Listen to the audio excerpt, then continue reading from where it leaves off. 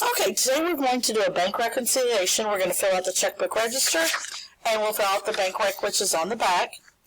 To begin, our beginning balance is $125. I'm going to fill that in first. Okay, and then we have some transactions that we need to record in our register.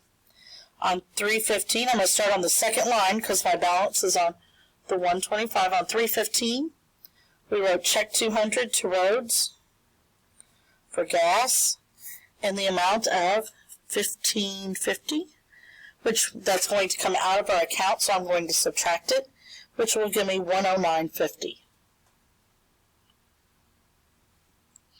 Okay, my next transaction on 315, I wrote check 201 to Ribs for lunch in the amount of $6.50.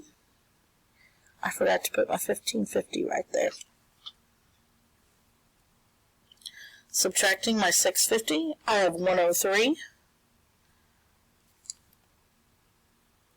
My next transaction on 316, I used my debit card, DC, at McDonald's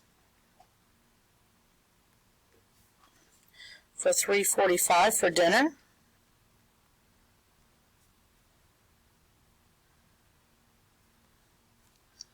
Okay, and my balance now is $99.55.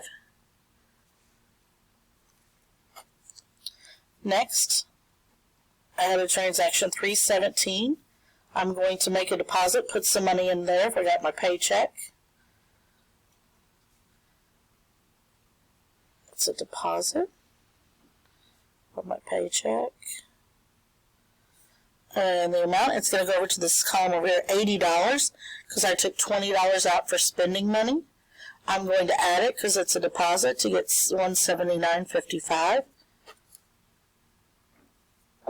On 318, I wrote check 202 to JHS for my lunch account in the amount of $10. I'll subtract that amount to get $169.55.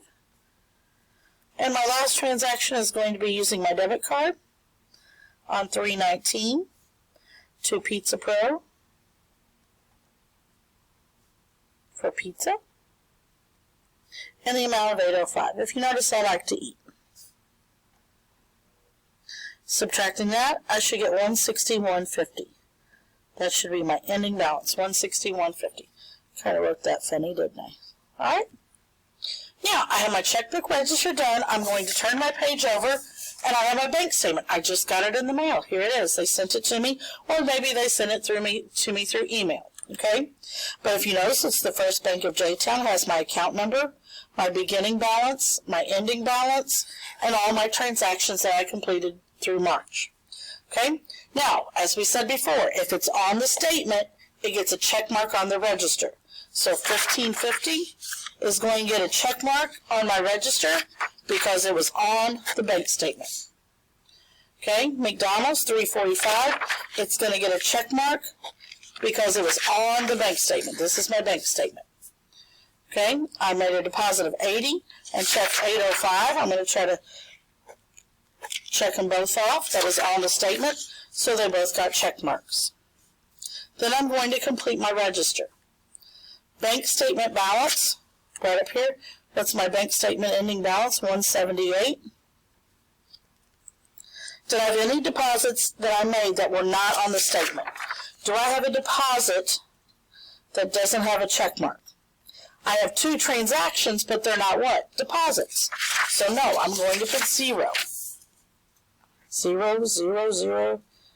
Add those two together, I'm still at 178. Do I have any checks written or any withdrawals or debit card usage that do not have a check mark? And I had two, correct? Flipping it over, I had $10 and $6.50. If I add those two together, I get $16.50. I'm going to subtract that amount from the 178, and when I do, I get $161.50. Was there any service charges? It doesn't mention them anywhere.